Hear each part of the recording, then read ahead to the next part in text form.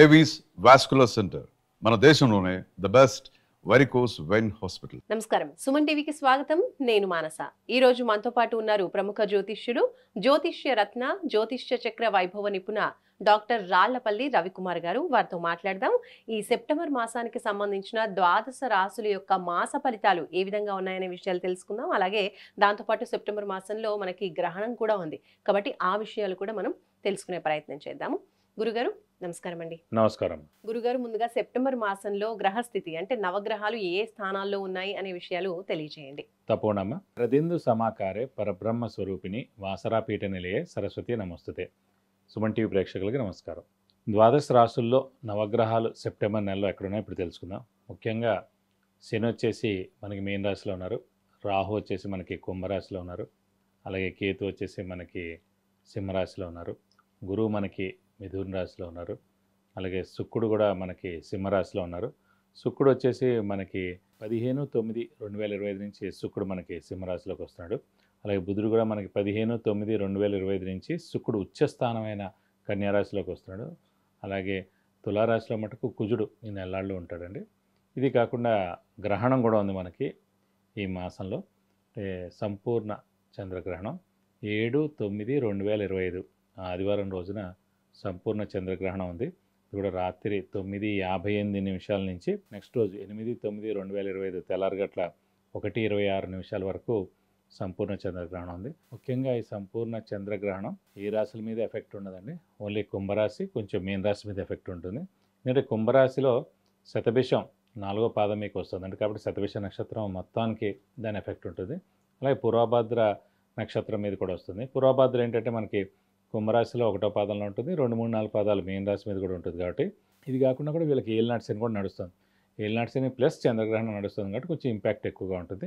ముఖ్యంగా కుంభరాశికి కొంచెం తక్కువగా ఉండొచ్చు, ఎందుకంటే కుంభరాశి అధిపతే శని కాబట్టి ఏలినాటి శని నడుస్తున్నా కూడా శని అంత దారుణంగా అయితే ఉండడు, కానీ గ్రహణ ఎఫెక్ట్ మటు ఖచ్చితంగా ఉంటుందని. సో జాగ్రత్తగా ఉండడం ఉత్తమం.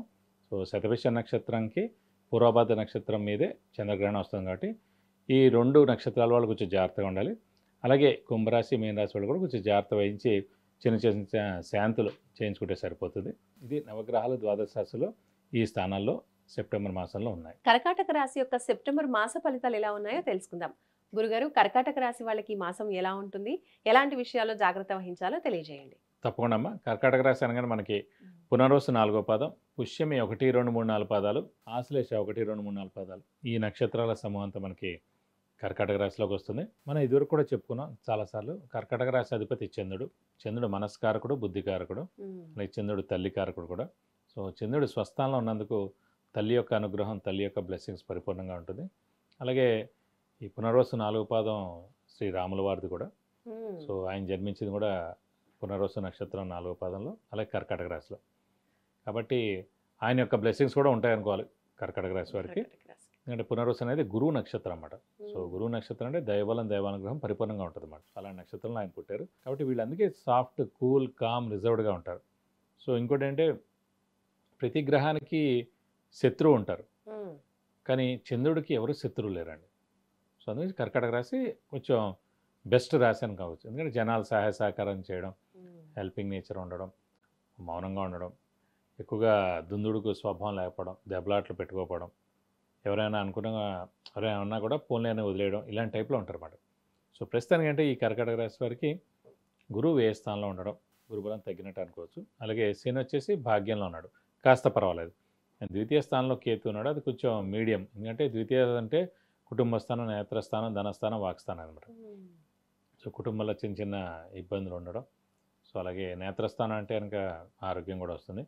అలాగే వైఫ్తో చిన్న చిన్న తగాదా, అంటే భార్యాభర్తల మధ్య చిన్న చిన్న తగాదాలు ఉన్నాయి. ఎందుకంటే ద్వితీయ స్థానంలో ఒక పాపగ్రహం ఉంది. ద్వితీయ స్థానంలో పాపగ్రహం ఉంటే ఎందుకు ఇబ్బందులు అండి? ద్వితీయ స్థానం కుటుంబ స్థానం అయింది, వాక్స్థానం కూడా అయింది.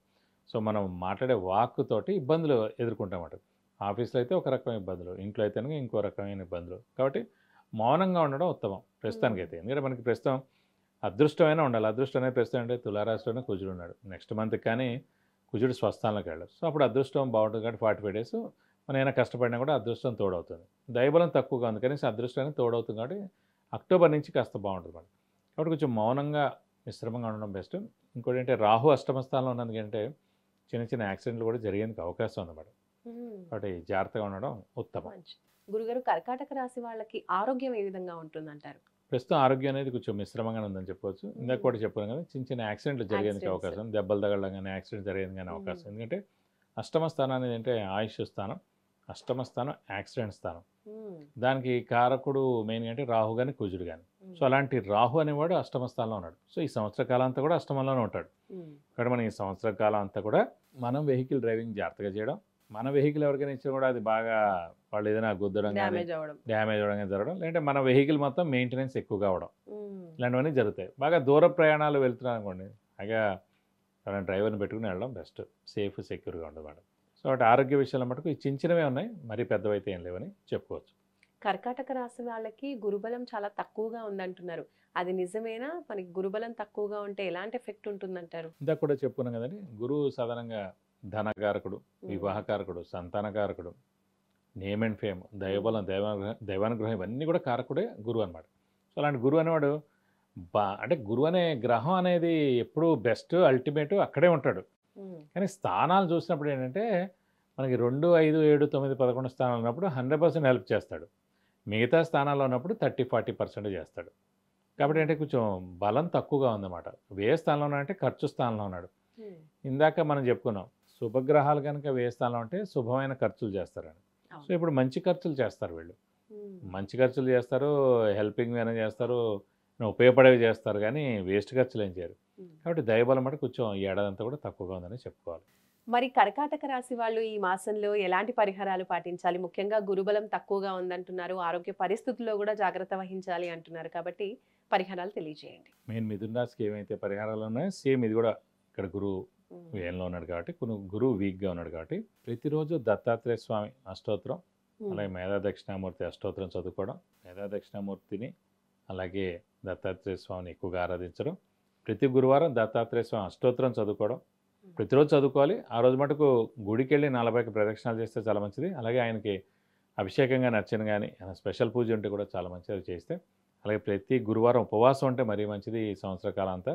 అలా ఇంకా ఇక దైవం లేదు, దైవానుగ్రహం లేదు, గురుబలం తక్కువగా ఉంది, ఎక్కడికి వెళ్ళినా పనులు జరగట్లేదు అంటే ఖచ్చితంగా గురువుకి 16,000 సార్లు జపం చేయించి శనగపప్పు కేజీంపో, ఒక 1000 రూపాయలు వర్త్ గోల్డ్ ఐటము, ఒక ఎల్లో లుంగి దానం ఇస్తే కనుక ఆ దోషం మొత్తం తొలగిపోయి మీకు అన్ని విధాలా మంచి చేకూరుతుంది. విద్య, ఉద్యోగం, వ్యాపారం, వివాహం, సంతానం, ఆరోగ్యం, అలాగే విదేశీయానం, గృహయోగం, వాహన యోగం, ఇలా ఏ విషయంలోనైనా మీరు గురువుగారి నుంచి సలహాలు తీసుకోవాలి అనుకుంటే స్క్రీన్ పైన కనిపించే నెంబర్స్కి కాల్ చేసి పర్సనల్ అపాయింట్మెంట్ తీసుకోవచ్చు. కర్కాటక రాశి యొక్క మాస ఫలితాలు తెలియజేసినందుకు ధన్యవాదాలు గురుగారు. నమస్కారం. నమస్కారం. చూసారు కదండి, ఇది కర్కాటక రాశికి సంబంధించిన సెప్టెంబర్ మాస ఫలితాలు, అలాగే పాటించవలసిన పరిహారాలు. చూస్తూనే ఉండండి సుమన్ టీవీ. నమస్కారం.